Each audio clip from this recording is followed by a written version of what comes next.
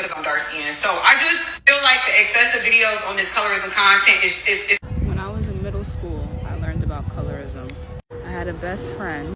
We're still friends more than 10 years later. But anyway, being her friend taught me about colorism. There would be random kids who would literally sit down next to us and ask her if she was from Africa, which is not a bad thing. But why would you do that?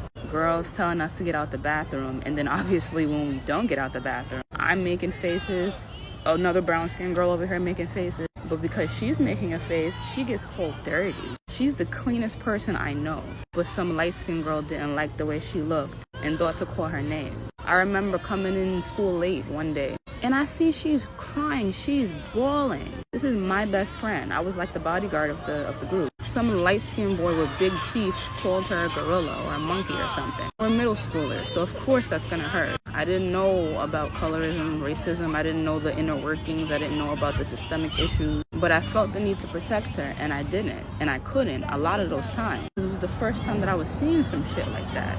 But now that I'm an adult, and I even had a conversation with her a few months ago about this, it brought me to tears. Because she talks about the fact that she'll go out with her boyfriend, and they'll pay attention to him. They don't even fucking talk to her. People will literally ignore her. I didn't know that information. But like I said, now that I'm an adult, I understand what that was. Brianna had two parents who drove her to school every day, who picked her up every day. She had Coach sneakers, she had pastry sneakers, she had all that shit. Her hair was always laid. Thick, beautiful hair all the time. She looked very well taken care of. She could sing. She was like the smartest person in the class, one of the smartest people in our year.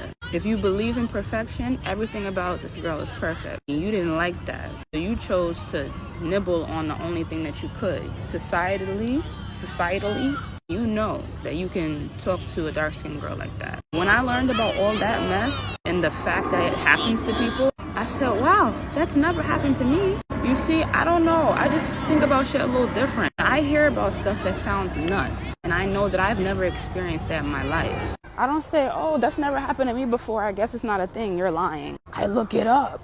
And then I instantly get sad because I'm like, damn, I've never been treated like that. Can you imagine? I have a house, so homelessness doesn't exist. Or it's not that big of a problem for everybody to be talking about it so much. That's why I say the world's problems is caused by a lack of empathy. Because you not experiencing colorism like that should force you to want to help people not experience colorism like that. Because every dark-skinned girl should feel like she's as beautiful as any person on the planet. Every dark-skinned girl should have an opportunity to live like you. The problem is they don't have that. That's why they're talking about it every fucking day. Like, you have the